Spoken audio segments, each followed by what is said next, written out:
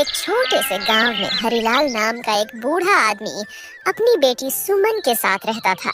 हरिलाल बहुत गरीब था और उसके पास एक छोटा सा खेत था जिसमें वह दिन भर काम करता था। उसी से वह अपना और अपनी बेटी का गुजारा करता था। हरिलाल को हर वक्त अपनी बेटी की शादी की चिंता रहती थी क्योंकि उसके पास इतने पैसे नहीं थे कि वह अपनी बेटी की शादी करा सके। पिताजी, और रोटी दूं क्या? नहीं बेटी, अब बस कर, मेरा मन नहीं है। यह क्या पिताजी, कई दिनों से देख रही हूँ आप अच्छे से खाना नहीं खा रहे हैं, क्या बात है? सुमन, तुझे मैं कैसे समझाऊं? मुझे हर वक्त तेरी शादी की चिंता सताती है। जिससे भी तेरी शादी की बात करता हूँ उन्हें दहेज चाहिए होता है। ठीक से बेटी की शादी करने तक के पैसे नहीं है तो दहेज कहाँ से दूंगा? बस यही सब सोचकर मेरी भूख प्यास सब मर गई है। तो क्या हुआ पिताजी, आप इतनी चिंता क्यों करते हैं? शादी नहीं होगी तो क्या हुआ, मैं आपके पास ही रहूंगी और आपका ध्यान रखूंगी। और अगर मेरी शादी हो जाएगी तो आपका ध्यान कौन रखेगा? इसलिए आप मेरी चिंता मत कीजिए और खाना खाइए।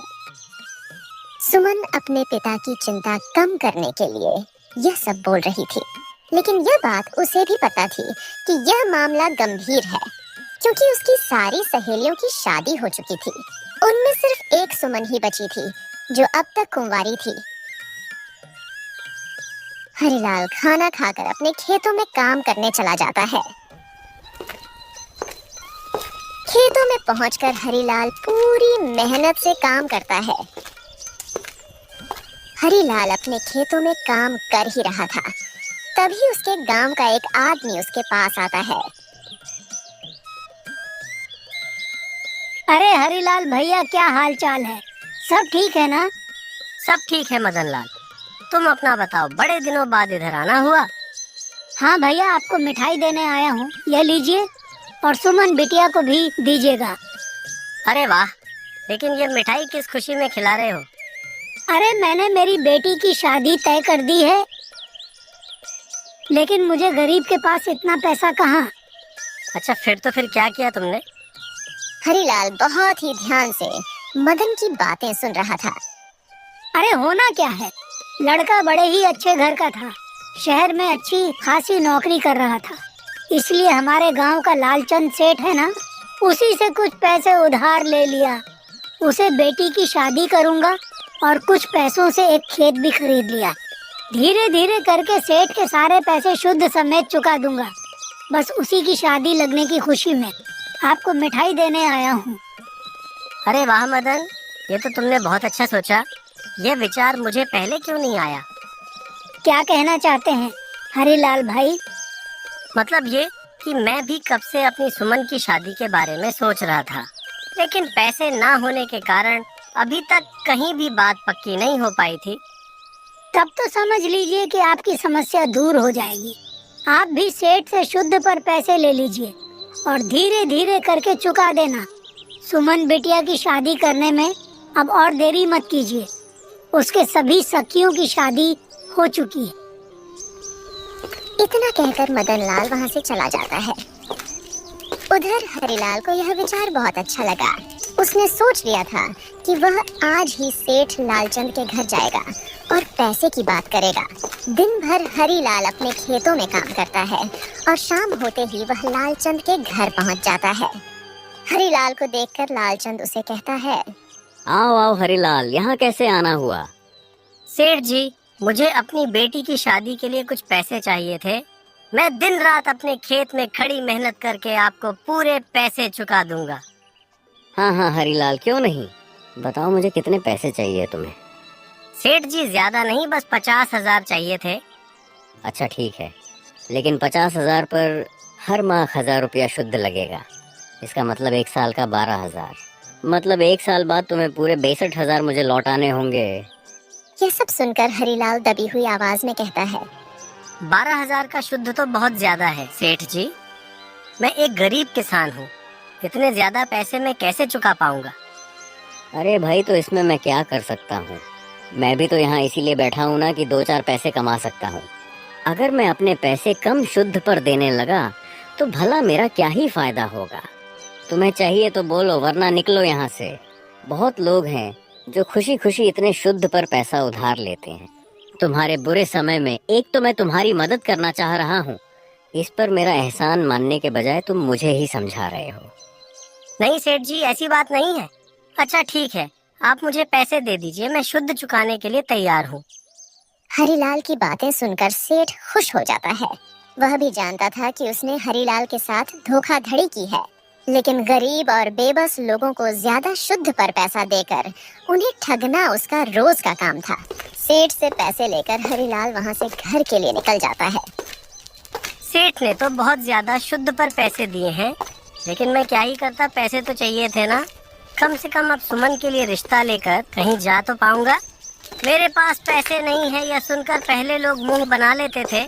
अब बस एक बार सुमन का घर बस जाए, फिर तो आराम से जी पाऊंगा। ये सब सोचते सोचते हरीलाल अपने घर पहुंच जाता है। घर पर सुमन उसका इंतजार कर रही थी। पिताजी, आज आने में इतनी देर कैसे कर दी? मैं कब से आपका इंतजार कर रही थी। और यह आपके हाथ में क्या है? अच्छा हाँ, ये तो मदन ने कुछ बीज मंगवाए थे, बस कुछ भेजा है इसमें। तुम जल्दी से खाना लगा दो, मुझे बहुत भूख लगी है। अरे वाह पिताजी, आज तो आपकी भूख भी लग गई है। लगता है आज खेतों में काफी काम किया है आपने। ठीक है, मैं आपके लिए खाना लगा देती हूँ। हरीलाल ने उधार के पैसों की बात सुमन को नहीं बताई। वह सुमन को परेशान नहीं करना चाहता था। अगर सुमन को यह बात पता चल जाती कि उसके बूढ़े गरीब पिता ने उसकी शादी के लिए पैसे उधार लिए हैं, तो उसे बहुत चिंता होती। थोड़ी देर बाद सुमन हरीलाल को खाना देती है। खाना खाकर दोनों बाप बेटी सो जाते हैं। हरीलाल के गांव में बहुत चोरी हुई थी, इसलिए वह सोचता है कि जल्दी से जल्दी उसकी बेटी का रिश्ता पक्का करके इन पैसों को निपटा ले।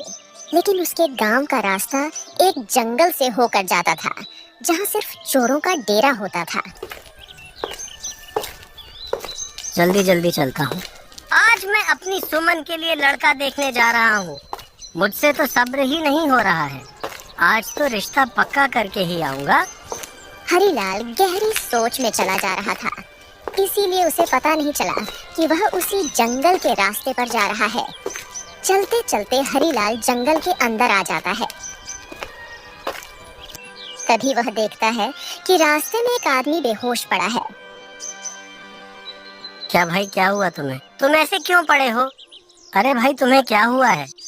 पानी पानी, मुझे पानी पिला दो। हरीलाल जल्दी से जाता है और बगल के तालाब से थोड़ा पानी लेकर आता है। वह आदमी को पानी पिलाता है। आपका बहुत बहुत धन्यवाद। अगर आज आप यहाँ नहीं आते तो ना जाने क्या हो जाता। मैं यहाँ जंगल में लकड़ियाँ काटने आया था, लेकिन मुझे अचानक चक्कर आया और मैं यहीं गिर गया। इतना कहकर वह आदमी अपनी लकड़ी लेकर वहाँ से चल देता है और हरीलाल भी अपने रास्ते पर चल देता है। लेकिन हरीलाल की किस्मत में तो कुछ और ही लिखा था। जैसा ही वह थोड़ी देर तक चलता है, तभी उसके सामने दो चोर आकर खड़े हो जाते हैं। उन्हें देखकर हरीलाल बहुत घबरा जाता है। अरे वाह मंगू, आज तो कुआं खुद चलकर प्यासे के पास आया है। आज तो दिन बहुत अच्छा है हम दोनों का। सही कहा चंगू, बड़े दिनों बाद कोई शिकार मिला है, वरना जंगल से है तो कोई आता जाता ही नहीं। आज तो इसे लूटकर हम मजे करेंगे। कुछ नहीं तो इसके पास से इतना पैसा तो मिल ही जाएगा कि हमारा हफ्ते भर का गुजारा हो जाए। यह सब सुनकर हरीलाल बहुत घबराया हुआ था।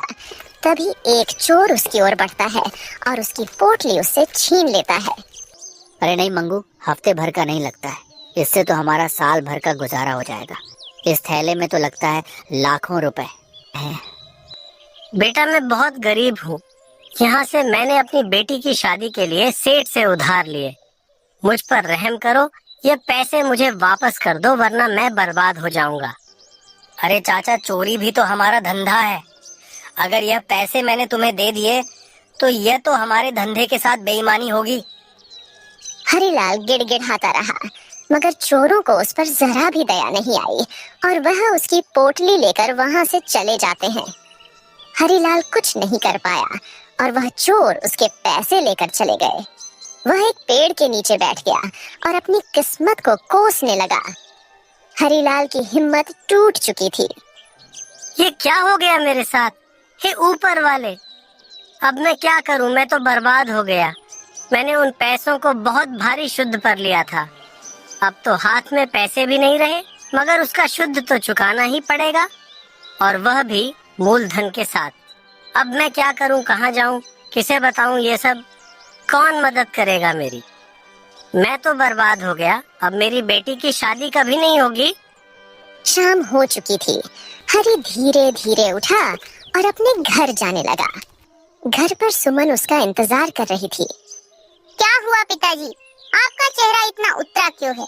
क्या बात है? वह इन्हें सभी बातों से अनजान थी कि एक ही दिन में उसके पिता के साथ क्या से क्या हो गया। जैसे ही सुमन ने यह कहा, हरीलाल अपने अंदर के दुख को संभाल नहीं पाया और वह वहीं फूट फूट कर रो पड़ा। यह देखकर सुमन बहुत घबरा जाती है। पिताजी, आप इतना क्यों रो रहे हैं? कुछ तो बताइए, मुझे बहुत चिंता हो रही है आपकी। हरीलाल यथार्थ रोते सब कुछ सुमन को बता देता है। हे भगवान, यह आप हम गरीबों के साथ कैसा खेल खेल रहे हैं? एक ही पल में हमें खुश खुशियां देकर छीन भी ली। शादी की व्यवस्था तो दूर की बात है, हम लालचंद के पैसे कैसे चुकाएंगे? कुछ देर के लिए कमरे में सन्नाटा छा जाता है। दोनों में से कोई कुछ नहीं बोलता है। तभी सुमन बोलती है। पिताजी, मैंने सुना है कि सेठ लालचंद गरीबों की मदद करता है और मंदिरों में भी दान करता है। आप एक बार उससे बात करके क्यों नहीं देखते? हो सकता है वह हमारे पैसे माफ कर दे। जो इंसान हम गरीबों से भी इतना ज्यादा शुद्ध पर पैसा उधार देता हो, उसे भला हम पर क्या तरस आएगा बेटा? मैं आपका मतलब समझ ही नहीं पिताजी। बेटा, वह सेठ लोगों को दिखाने के लिए पैसा दान करता है, बाद में वह पैसा वापस भी ले लेता है। पता नहीं क्यों पिताजी, पर फिर भी मुझे लगता है कि आपको एक बार सेठ के पास जाकर बात करनी चाहिए। हरीलाल को पता था कि सेठ के पास जाकर कुछ नहीं होगा, लेकिन सुमन के जिद और विश्वास के आगे वह कमजोर पड़ जाता है। और अगले दिन सेठ के पास पहुंच जाता है। क्या हरीलाल, यहाँ कैसे आना हुआ? कल ही तो तुम पैसे लेकर गए थे। सेठ जी, लेकिन मैं आपको क्या बताऊं, कितना बड़ा अनर्थ हो गया है मेरे साथ। क्या हुआ, मुझे साफ साफ बताओ। सेठ जी, मैं आपके पैसे लेकर जंगल के रास्ते जा रहा था, लेकिन रास्ते में मुझे कुछ चोर मिल गए। उसने मुझसे मेरा सारा पैसा लूट लिया। मैं तो एक ही पल में बर्बाद हो गया सेठ जी। अरे अरे, ये तो बहुत बुरा हुआ तुम्हारे साथ। हरीलाल, अब तुम अपनी बेटी की शादी कैसे करोगे? सेठ की बातें सुनकर हरीलाल को लगा कि सेठ उसकी बात समझ गया है। तभी सेठ बोला, एक काम करो, तुम अपनी बेटी की शादी मुझसे करवा दो।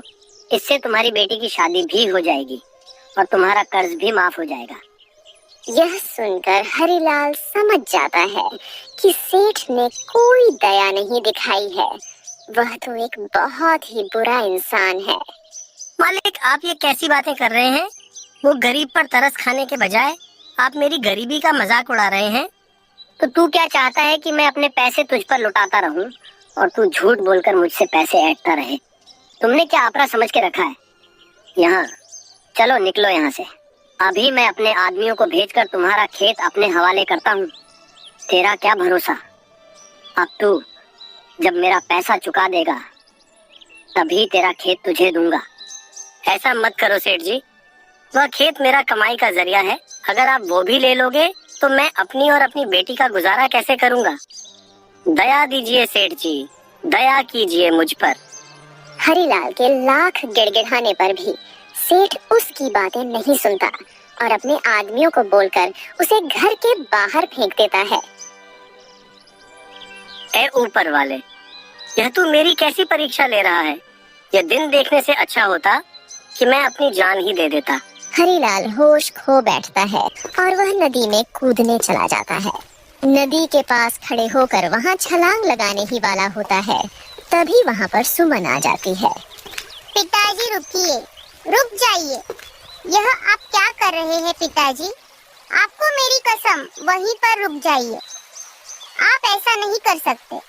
हरीलाल सुमन को देखता है तो अपने आप को रोक नहीं पाता है और वही फुट फुट कर रोने लगता है। सब खत्म हो गया सुमन, सब खत्म हो गया। सेठ ने तो हमारा खेत भी हड़प लिया। अब हमारे पास कुछ भी नहीं बचा।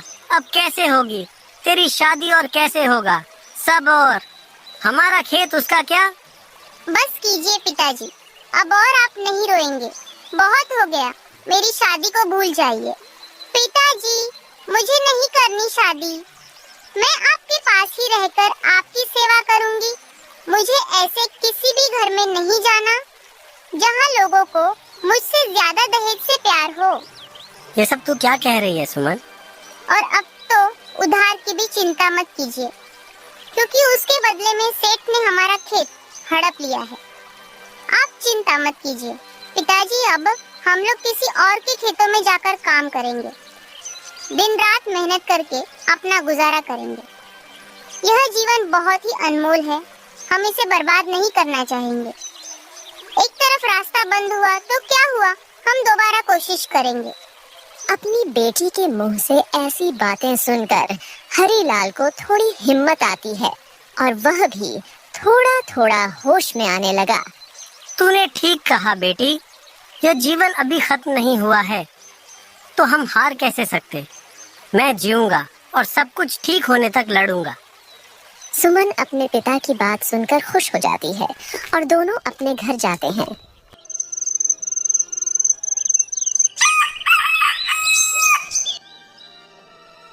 और अगले ही दिन से दूसरे के खेतों में मेहनत मजदूर का काम शुरू कर देते हैं। शुरू शुरू में सुमन को थोड़ी दिक्कत आती है, लेकिन फिर वह काम करना सीख ही जाती है। दोनों बाप बेटी मिलकर अपना गुजारा कर रहे थे। एक दिन उनके खेत का मालिक सुमन और हरीलाल के पास आकर बोलता है, बेटी, मेरा नाम राधेलाल है। मैं देखता हूँ कि तुम रोज अपने पिता के साथ काम करने आती हो और उनका इतना ध्यान भी रखती हो। मुझे तुम बहुत पसंद आई। आपका धन्यवाद काका। मेरे पिता के सिवा इस दुनिया में कोई नहीं है, इसलिए इनका ध्यान रखना तो मेरा कर्तव्य है। वाह वाह, कितनी अच्छी सोच है तुम्हारी। मेरा एक बेटा है, क्या तुम मेरे घर की बहू बनना चाहोगी? मेरी पत्नी का स्वर्गवास हो चुका है, इसलिए हम दोनों ही हैं परिवार में। लेकिन मेरी एक शर्त है, शादी के बाद भी पिताजी हमारे साथ ही रहेंगे। ऐसा नहीं हो सकता कि मैं पिताजी को छोड़ दूं, क्योंकि दुनिया में मेरे सिवा उनका और कोई भी नहीं है। हाँ हाँ बेटी, बोलो ना। अरे बेटी, इससे भला मुझे क्या दिक्कत हो सकती है? तुम अपने पिता का पूरा ख्याल रखना। मेरा बेटा लाखन बहुत अच्छा है, वह हर अच्छे काम में तुम्हारा साथ देगा। सुमन यह सुनकर बिल्कुल चुप हो जाती है, लेकिन हरीलाल यह सब सुनकर बहुत खुश होता है। सुमन की शादी न हो पाने का दुख हरीलाल को बहुत पहले से था, इसलिए उसे यह बहुत अच्छा लगा। जी जरूर मालिक, मेरी बेटी तो सर्वगुण संपन्न है। तो भाई साहब, ये रिश्ता पक्का समझिए, मेरी बेटी को भी रिश्ता मंजूर है। आप कल ही अपने बेटे के साथ हमारे घर आ जाना, हम वहाँ सब तय कर लेंगे। यह सब सुनकर सुमन खुश हो जाती है। फिर क्या था, सुमन की शादी लखन से हो जाती है और खुशी खुशी दोनों नया जीवन शुरू करते हैं। सुमन शादी के बाद भी अपने पिता का पूरा ध्यान